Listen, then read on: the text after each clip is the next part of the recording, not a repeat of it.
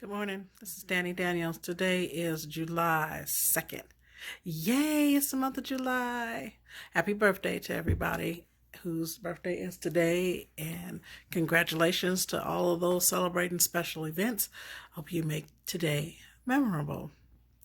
I have been thinking, and it's been on my mind for a little while because most of the time when I go out, I am, well, I guess you could say I'm deeply extroverted, but I like to watch people. I'm a people watcher, and I am unfiltered.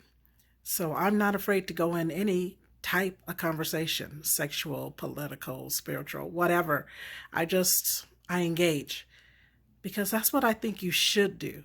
And I was taught this at a young age by a friend of mine because she had an engaging personality. And I used to be a bit standoffish, but I recall going to a club one night, and we used to sneak into the club, and you're supposed to be 21. I was 16. And I snuck out, went to the club, and my girlfriend we had snuck out together, she said to me after I had told this guy that I didn't want to dance, she pulled me to the side and she said, "Now look, we are here to have a good time. He's not asking you to marry him. He's asking you for a dance. And that's all you have to do is dance.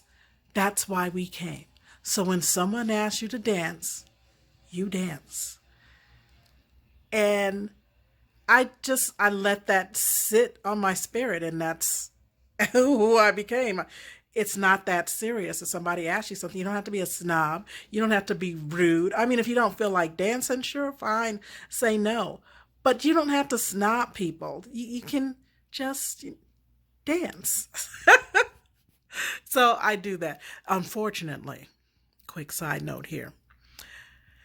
When you just dance sometimes, and I don't know if this happens to everybody, but it always happens to me, I would say yes to the dance and have a stalker for the rest of the evening. So sometimes that kind of sucked. But such is life.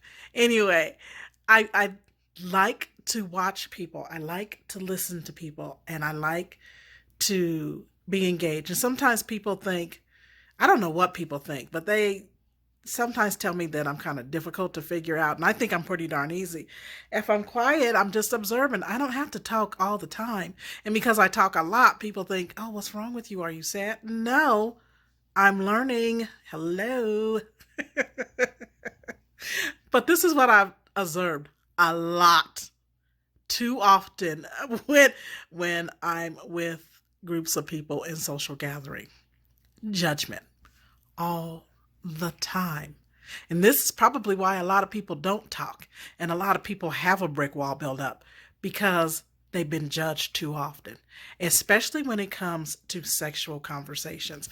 Many people, women especially, bougie women, because I have all kinds of groups of people. I can hang out with anybody, and I have a bougie group of women that I fellowship with, and I've had a ghetto group of women that I fellowship with, and I've had a sanctified group of women that I fellowship with. So, I travel. But here's what I've observed, this constant, that sexual judgment. If you bring up a topic, "Oh, well, I do fellatio," other women will look up like, "Oh, no, you didn't say that. No, you didn't say you do fellatio." Well, here's the thing. What's wrong with it? There's absolutely nothing wrong with fellatio. And 9 times out of 10, I'm just throwing this figure up here. It's not for me to get credibility or to validate my statement. This is just a Danny thought. 9 times out of 10, that woman that is protesting and acting like she's too good for fellatio is probably not an honest person. Because if you're not doing fellatio for your man, because most men like fellatio, they love fellatio. And so if you're not participating in that type of activity with your man, and you're thinking everything is all good between you and your man, nah, he's out there getting fellatio from the girl who loves it in her face, because they like to put it in your face. That's what they do. If they see a hole, they want to put something in it all the time, even if they're not good at it. Men always want to stick. They always want to hit something. Always. They'll hit other men. They don't care. As long as they can do it. I took a class once. It was a class on how to give good head. And the instructor said, don't worry about whether or not he likes it. As long as you're not biting his member, he's just happy to have it in your mouth. They like that. So while you're judging other women acting like you're bougie, and who cares if you do fellatio or not? That's your business. Who cares? But if you're talking and you want to freely share that, why should you judge somebody for it? That's just so stupid to me. And here's the kicker. While I'm sitting here on my soapbox thinking, the fuck? I now am judging somebody because they're judging someone else who likes fellatio. What the heck? It's just a vicious cycle. You know, it just spins. And I'm just like, your man is probably out here paying a prostitute on the corner that's really a tranny to suck his dick because you won't do it at home. Or you're giving him lazy head. You're too tired to do it right, so you're not focused on the task at hand, and you're making him feel like you're doing him a favor. Really? Come on now. And then you want to say, oh, I got problems in my marriage. Well, you're the problem in your marriage. Get your stuff together. That's all I'm going to submit. You know, that's it. What else can I say? I don't understand it. I have this one really good friend, and she's an amazing boudoir photographer. And the people at her church condemned her because she takes boudoir photography. The body is beautiful. The body is God-given. If you're so spiritual and righteous altogether, God gave you that body. And if you want to take a picture of it to show it to your man or whatever, that's your business. So these people that are stuck up and judging others, they probably are the worst sinners in the world. More than likely they are. I used to work with this homosexual man many years ago. And he brought a picture of himself and his partner into the office. And he had it in a brown paper bag. So I approached him and I'm like, what's up with the brown paper bag? You've had it on your desk for a week. That food is probably spoiled. That's how he had it, wrapped up like it was food or something. He goes, oh, that's not food. That's a picture of me and my guy. I said, why is it in a brown paper bag? Because what? Because I'm gay. So, are you ashamed of being gay? If you have a picture of your partner in a brown paper bag, hidden, but you think he's so special to you that you have to have that picture in the office, but you gotta hide it, that means you're ashamed of your relationship. That means you're ashamed of yourself. So while you run around talking about he's such a great guy, and you think you're such a great guy, and that he's lucky to have you, he's not. You're like a boil in the relationship because you are secretly ashamed of it. Why bring the photo in? So I took his picture out. Very handsome, both of these guys. A very handsome man. I'm like, you need to put this on your desk and be proud of what you have in your life and be proud of the choice you made. Why live your life cramped up in a Volkswagen? Stretch out and go to hell in a limousine. You know, if you're hell bound, stretch out and ride that fucker all the way down to the inferno. Why cramp up in a Volkswagen? I don't understand it.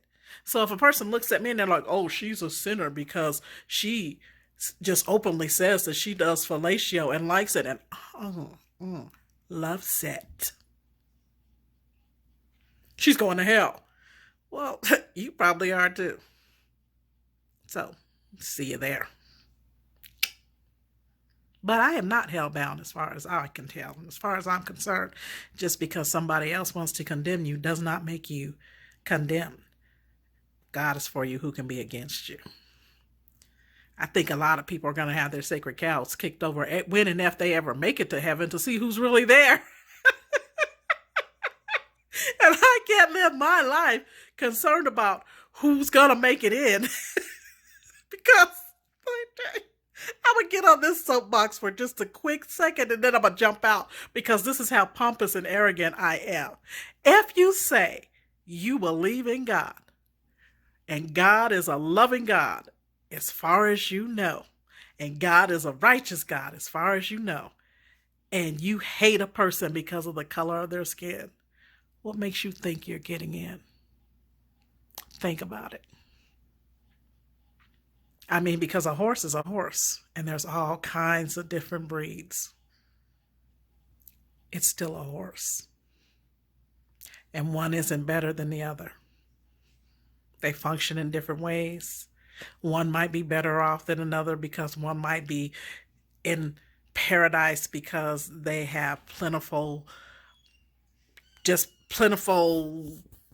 places to roam. They can roam free or graze free, and another one is starving because all they have is dried up bushels, and from time to time they might find some greenery to eat.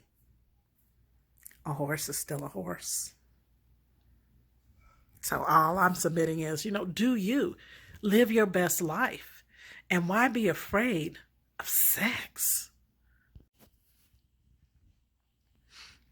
I openly talk about it. I wasn't always this way. I used to be closeted and shy and thinking, oh, they say, you know what they say. You can't talk about sex, you can't talk about politics, and you can't talk about religion. I don't agree anymore. You can talk about anything. As long as you remove emotion, you can talk about anything. If you're emotionally connected, then it might not be wise for you to engage in certain conversations, especially with strangers, because you're too emotional and you're going to have an outburst because you can't control yourself and you're going to say something. And when you're emotional, you say ugly things when you're angry.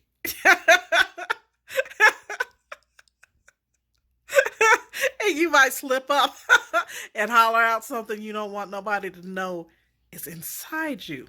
So before you engage in these conversations, check yourself. Count up the cost for you, see if it's worth it, and see if you can control yourself.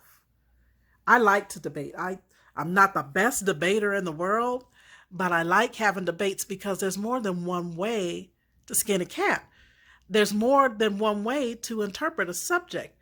Once I was involved in a conversation with this young lady, and she was telling me, we're talking about a Bible scripture, and the scripture was, "Oh, no man, nothing but to love him."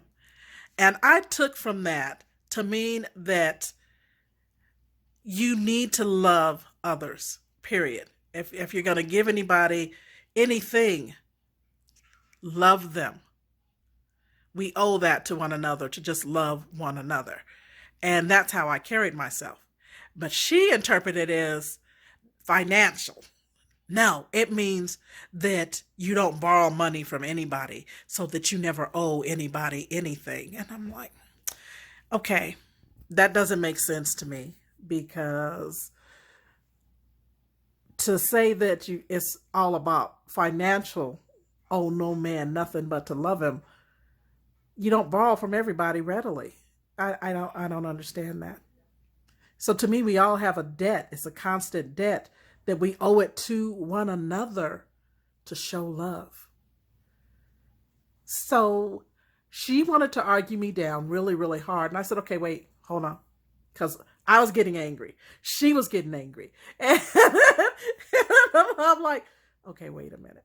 And it took me days to calm down enough to say, okay, wait a minute. I went back to her several days later and I said, you know what? That scripture we were talking about, oh, no man, nothing but to love him. Might it be that we could both be correct? Might it be that we have to receive knowledge where we are and digest information the way that we can receive it? I said, so you have received it as, oh, no man, nothing but to love him. That's where you're at in your life. That's where you're at in your walk. You are in tune with this financial situation. And where I'm at with my walk, I'm really in tune, and what's on my absolute threshold and what I meditate and think about on is the soul of a man. For me, that's the most important thing. So as I'm walking and as I'm learning and as I'm growing in church, that's the one thought that I have on my mind is the soul of another man. And when I say man, I'm thinking mankind. That's what I mean. So I said, so for me, it's not a financial thing. For me, it's a spiritual thing. That's where we both are. So you can take it that way and be blessed, and I could take it my way and be blessed. And she says, well, okay, I can receive that, but I still think you're wrong. I have to let it go. I digress. You can have that, but that's how I feel about it. But it helped me not be angry with her. And that's what I was really looking for. I was looking to, release my judgment and allow her to be who she was. I'm trying to get this light. I don't know if that worked because now I don't want to stand up and record all day and my closet door is open. Let's just do that. I'm hot and I'm exhausted. I had an emotional crisis. I thought I'd lost my cell phone. I was dying. Everything, my whole life is in my cell phone. I do everything on my cell phone. I'm not saying that it's wise, but it's convenient for me, and I don't think I'll stop. I need to do a backup plan. And thank God that sometimes I'm surrounded by intelligent people, because I don't always have my stuff together. But a good friend of mine was with me, and we were shopping at Ace Hardware Store because I want these things to go on my patio that shoot water down like spritzes. And I want them to go all around the border of my patio, so on these really hot summer days, I can sit out there and not feel so warm. But anyway, I thought I had lost my phone. So he's in the store with me, looking at it. And when we walk back to the car, I'm like, oh my gosh, I don't have my phone. And he's telling me, you never had your phone. I'm like, yes, I did. I had my phone. I did. Before we met for lunch, I had my phone. He's like, no. So we go back in the restaurant that we had eaten in. No phone there. I couldn't breathe. I lost it. Thank God he was there, because he calmed me down and he did it so effectively. He was so super nice. First of all, he spoke calmly, and that's what you need when you're ready to full scale pet. It's kind of like a person who knows how to make love. A caring person knows how to calm down a troubled spirit. And this man was like cold water running over my body on the hottest day, because I was hyperventilating. And he didn't make me feel like an idiot. He didn't make me feel like he was being frivolous. None of that. His approach was so smooth and so subtle. He's just like, Danny, we're gonna find that phone. I'm like, okay. He said, we are really going to find that phone. I assure you. So he grabbed my hand. He didn't grab it. He just kind of picked up my hand. And in his touch, I felt like his touch was saying, trust me. And even though he couldn't fix it, it's something that I would have to fix. But while he was saying, trust me, I just felt the calmness. There's a passage in the Bible that says that when God was strolling through the Garden of Eden, he was strolling through the garden in the cool of the day. And that's what his touch felt like. A gentle breeze. And he's just calmly strolling through my garden. This jumbled mess of chaos that my head, my thought process had become. And I was able to breathe because I was hyperventilating. And, and he's watching me, and I'm like, is he studying me? So, lo and behold, he was, after all, studying me. And when I calmed down and were able to talk, he says, I'm going to take you home and we're going to find your phone because it wasn't in that restaurant. It wasn't in that store. So it's got to be at your house. So he drove me home. And he says, I'm going to come in with you and we're going to find that phone. What was great is my daughter was home by the time we got here. And she comes out, so she goes, your phone has been blowing up like crazy. And so he says, that was me. And she said, and I so bad wanted to text her and say, your phone is here. But I couldn't. But whew, we found my phone. And I'm telling you this story to say that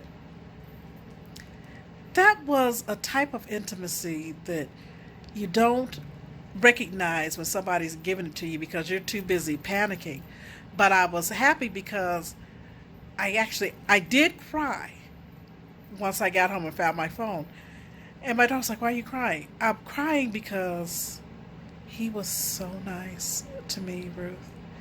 He was so calming and so soothing.